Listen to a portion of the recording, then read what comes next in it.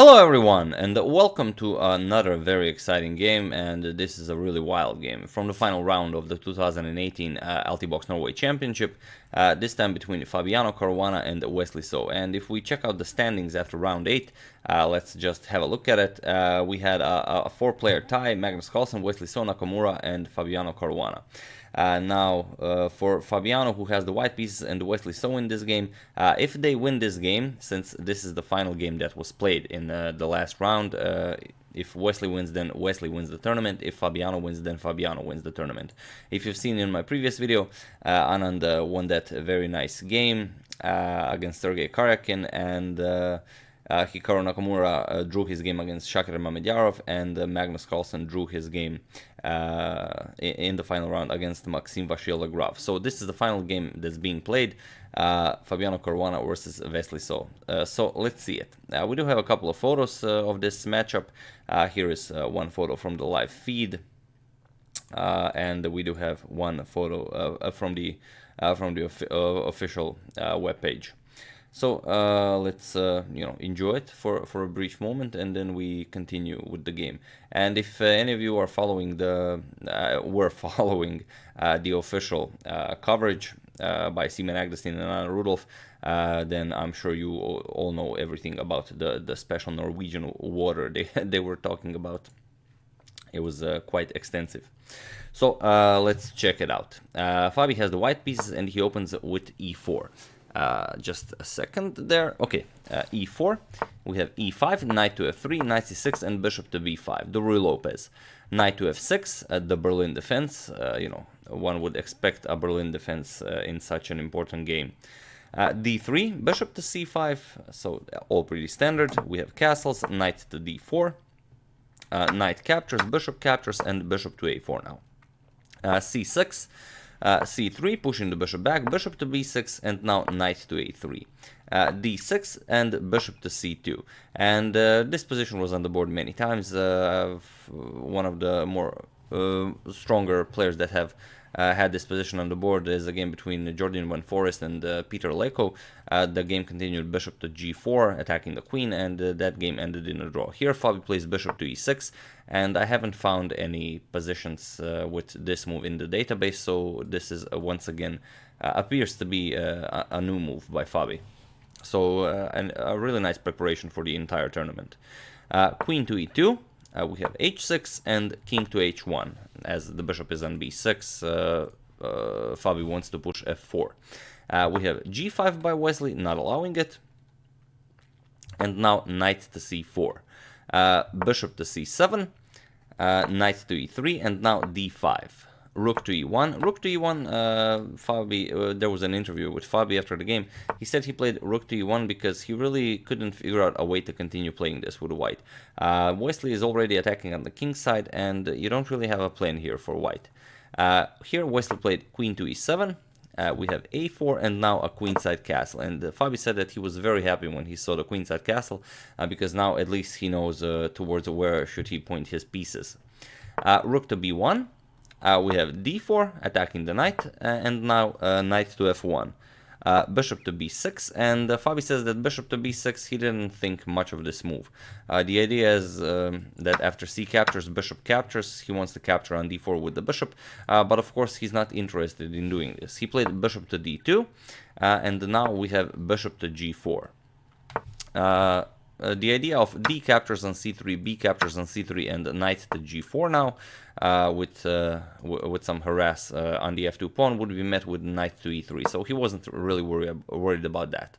After bishop to d2, bishop to g4 now, attacking the queen, f3, pushing the bishop back. But okay, by playing f3, Wesley did provoke a weakness in white's camp.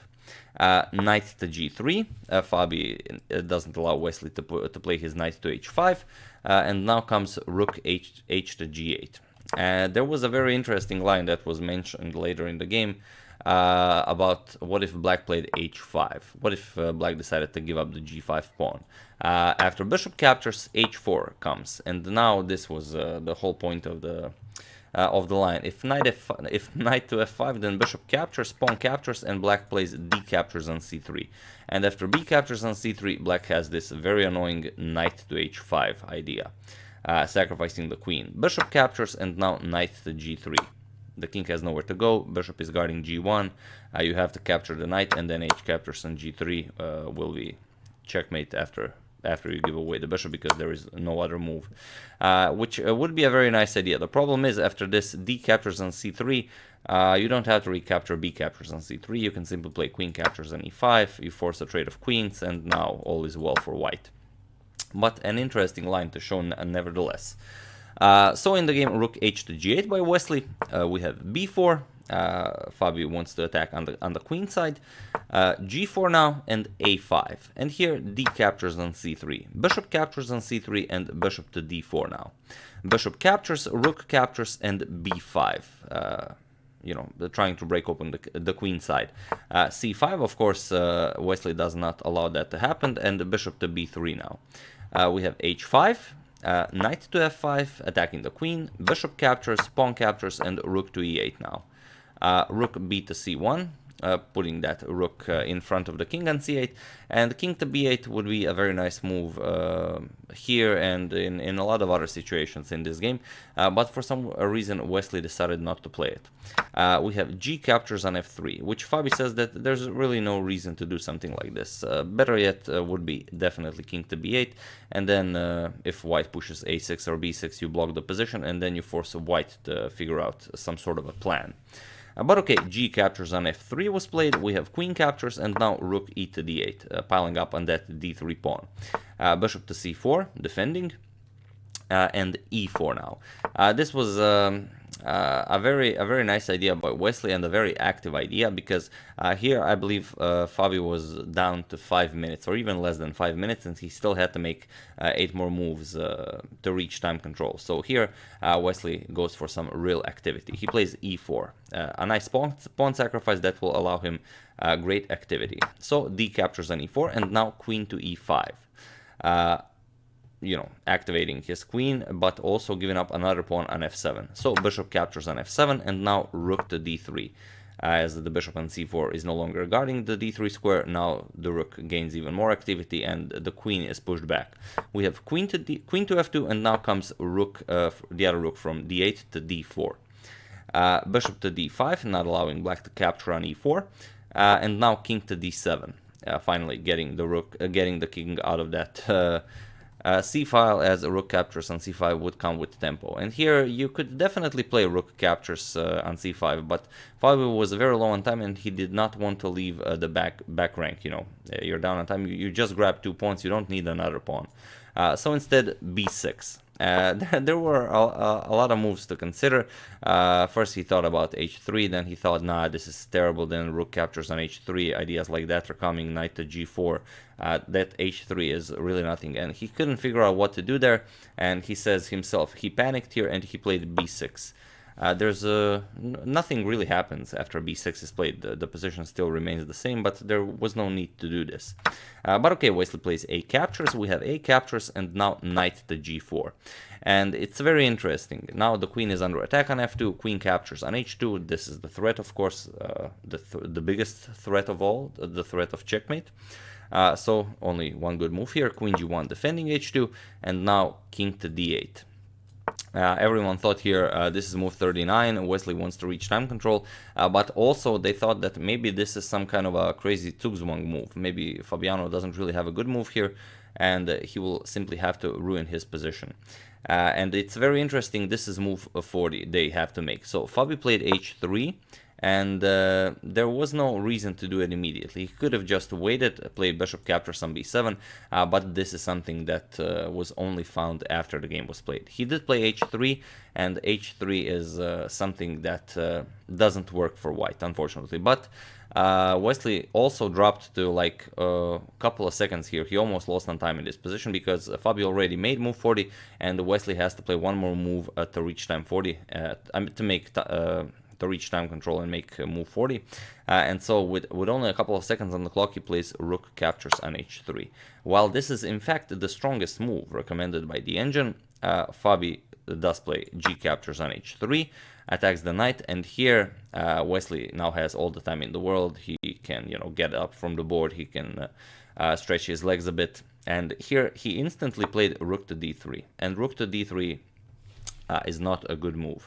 Tried to find the idea Wesley missed here. So everything up to this point was definitely great by Wesley, but now he misses one idea that he should have played if he already went for rook captures on h3. So I will give it a couple of seconds for you to find it. As usual, just decide for yourselves if you want to do it.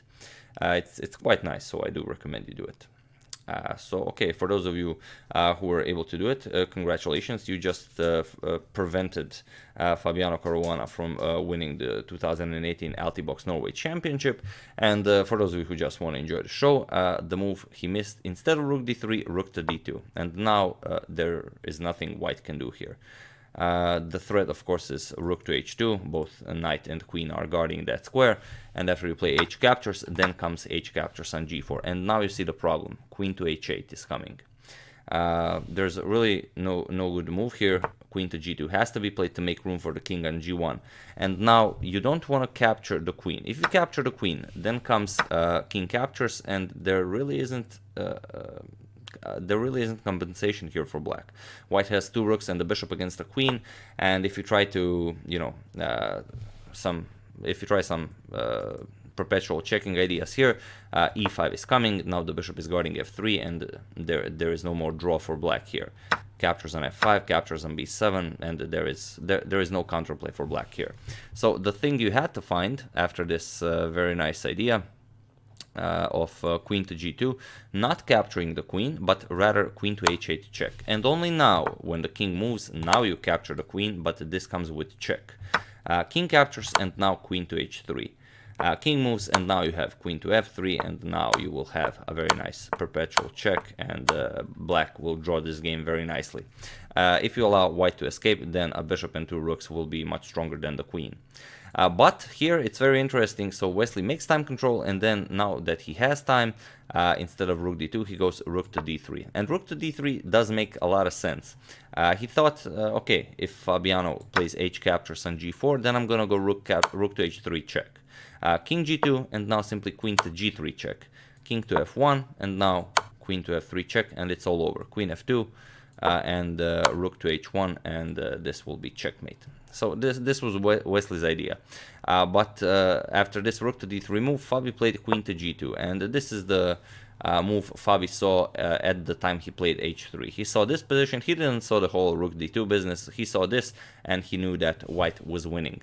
So we have rook to g3 here, and now h captures on g4. This is what Fabi had planned. We have rook captures, now comes king captures on g2, and now h4. King to f3, you don't want to allow queen to g3 check while the king is on g2, so king to f3. King to g3 now, we have king to e2, now comes h3. Rook to g1 attacks the queen, queen moves, now comes e5. h2 was played, now comes rook to d1, and after king to e8.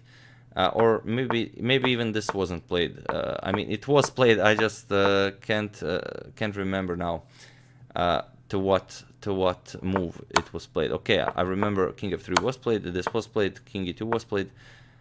h3 and rook to g1. Okay, queen h4, e5, and I believe after h2 and rook d1. I'm gonna have to check. I'm gonna have to check this. Let me just check this for a second. Yeah, this is, sorry about that. I was so excited about this game that I actually forgot to what move it was played. Okay, sorry about that. Actually, it was here after this e5 move that Wesley so resigned the game. The reason he resigned is that there is no way to force anything here with just the queen and the passed h pawn. Because after h2, after you attack the rook, simply moving the rook, and again black has nothing to do here. You can never capture here because then bishop to f3 defends and also checks the king, so you lose the queen here. And even if you play something like king here, then bishop to f3 comes and everything is protected. There is no counterplay here. White will simply push this to a very nice victory. So yeah, sorry about that whole business. I really forgot at what point Wesley so resigned the game. But yeah, Wesley resigned, and Fabiano Caruana is the 2018 Altibox Norway Championship winner. And although he started this tournament, well, first they had a Blitz tournament, and he didn't do so well, and he also lost to Magnus Carlsen in the Blitz portion, and then he also lost his round 1 game also against Magnus Carlsen.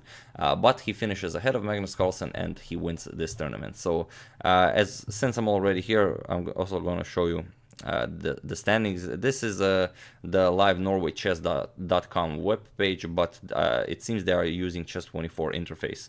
So we're gonna check out the final standings here as well. So as you can see, Fabiano Caruana with 5 out of 8, then Carlsen in second with 4.5 out of 8, Nakamura Hikaru with 4.5 out of 8, Anand also with 4.5 out of 8, and then Wesley So with 4 out of 8 since he lost this game, Arnan with 4 out of 8, and then Mamedjara with 3.5 out of 8, Vashir Lagrau with 3 out of 8, and Sergei Karakin in last place with 3 out of 8. I believe Sergei Karakin was had last place last year as well, or he was tied for last place with Magnus Carlsen, but you know, definitely not you know, maybe the climate doesn't agree with him or something in Norway, but who could know.